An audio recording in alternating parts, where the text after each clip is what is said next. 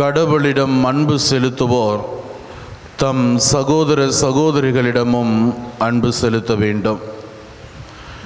இயேசு கிறிஸ்துவில் பிரியமான சகோதர சகோதரிகளே, கிரேக்க தத்துவ ஞானி சாக்ரட்டிஸ் தன்னுடைய எல்லா தத்துவங்களையும் எழுதுவதற்கு முன்பாக எல்லா சிந்தனைகளையும் அவருக்கு தோன்றுவதற்கு ஒரு அடிப்படை காரணமாக அமைந்தது ஒரு தேடல். அது என்ன தேடல் என்று பார்க்கிற பொழுது, நான் யார் என்கிற அந்த கேள்விதான் அவரை இந்த அளவிற்கு சிந்திக்க வைத்தது. நம் ஒவ்வொருவருடைய வாழ்விலும் நாம் கேட்க வேண்டிய முதல் கேள்வி, நான் யார், என் வாழ்வினுடைய நோக்கம் என்ன, நான் எதை நோக்கி பயணித்து கொண்டிருக்கிறேன் என்பதாக இருக்கிறது. பல நேரங்களிலே நாம் நமக்கு நல்ல வழக்கறிஞர்களாக, லாயர்ஸாக இருக்க விரும்புகிறோம். அடுத்தவர்களுக்கு நீதிபதிகளாக இருந்து கொண்டிருக்கிறோம். இதை எப்படி குறிப்பிடுகிறேன் என்றால், நான் என்னை பற்றி பேசுகிற பொழுது எல்லா விதங்களிலும் என்னை நான் எப்பொழுதுமே சரியானவன் என்கிற ஒரு விதமான நியாயப்படுத்துதலுக்கு ஒரு வழக்கறிஞராக இருந்து என்னை நான் எல்லா சூழ்நிலைகளிலும் பாதுகாத்து கொள்கிறேன்.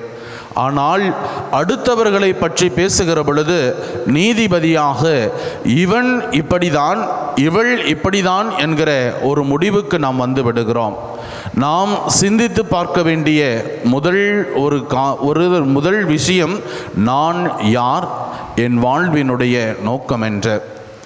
இறைமகன் இயேசு கிறிஸ்து இன்றைய நாளினுடைய நற்செய்தி வாசகத்திலே தான் யார் என்பதையும் தன்னுடைய வாழ்வினுடைய நோக்கம் என்ன, இறை தந்தையிடமிருந்து இந்த மண்ணுலகத்திற்கு வந்தது பணி என்ன என்பதை தெள்ளத் தெளிவாக லூக்கா நற்செய்தியாளர் மிக அழகாக குறிப்பிடுகிறார். இன்றைய நாளினுடைய இறை வார்த்தை வழிபாடு உங்களுக்கும் எனக்கும் கொடுக்கக்கூடிய ஒரு அழைப்பும் இதுவாக தான் இருக்கிறது. நான் யார், எங்கிருந்து வந்தேன், என் வாழ்வின் நோக்கம் என்ன என்பதை நான் உணர்ந்து அதற்கேற்ப என் வாழ்வை அமைத்து கொண்டிருக்கிறேனா என சிந்திக்க அழைப்பு விடுக்கிறது. இன்றைய நாளினுடைய முதல் வாசகமானது, கடவுளை அன்பு செலுத்துவோர் கடவுளின் சாயலாக படைக்கப்பட்டிருக்கிற எல்லா மனிதர்களையும் அன்பு செய்து வாழ நமக்கு அழைப்பு விடுக்கிறது. இன்று நீங்களும் நானும் வாழக்கூடிய இந்த சமூகத்திலே போலிகள் நிறைந்து காணப்படுகின்றன. போலி தங்கங்கள் கிடைக்கின்றன, போலி நகைகள் கிடைக்கின்றன, போலி பொருட்கள் கிடைக்கின்றன. இவை மட்டும் போலியாக இல்லை, நாம் கொண்டிருக்கக்கூடிய அன்புகள் கூட சில நேரங்களிலே போலியாக தான் இருக்கின்றன. உறவுகள் கூட சில நேரங்களிலே போலியானதாக மாறிவிடுகிறது. ஆனால் நாம் உண்மையான அன்பு செய்கிற மனிதர்களாக வாழ அழைக்கப்பட்டிருக்கிறோம். என்னுடைய வாழ்விலே நான் அடுத்தவர்களை, கடவுளை அன்பு செய்கிறேன் என்றால் அந்த அன்பு அடுத்தவர்களிலே முழுமை பெற வேண்டும். நான் இறைவனோடு உறவு கொண்டிருக்கிறேன் என்கிற இந்த நேர்கோட்டு அன்பிலே நானும் இறைவனும் கொண்டிருக்கக்கூடிய அந்த அன்பானது இந்த பக்கவாட்டு கோடிலே இருக்கிற பிறரிலே நிறைவடைய வேண்டும். ஒருவேளை நான் கடவுளோடு மட்டும் அன்பு கொண்டிருக்கிறேன், அடுத்தவர்களோடு அன்பு கொள்ள முடியவில்லை என்றால் அந்த அன்பு உண்மையான அன்பாக அல்ல, போலியான அன்பாக இருக்கிறது என்பதுதான் ஒரு நிதர்சன உண்மையாக இருக்கிறது.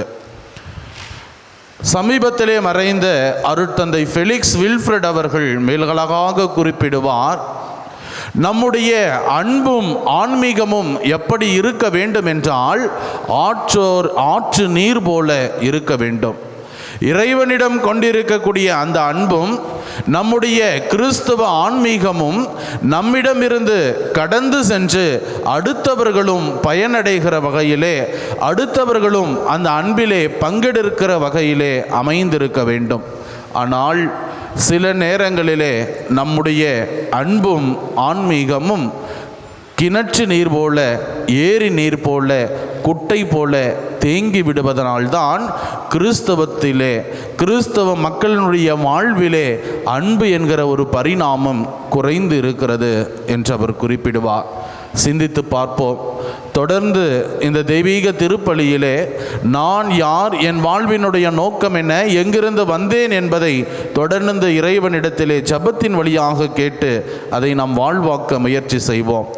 அன்பே உண்மையான அடித்தளம் என்பதை உணர்ந்து கடவுளிடமிருந்து பிறந்திருக்கிற நாம் அனைவருமே அன்பு செய்பவர்களாக, அந்த அன்பு அடுத்தவர்களிலே முற்று பெற வேண்டும் என்பதை உணர்ந்தவர்களாக அடுத்தவர்களை அன்பு செய்து வாழ வரம் வேண்டி ஜெபிப்போம்.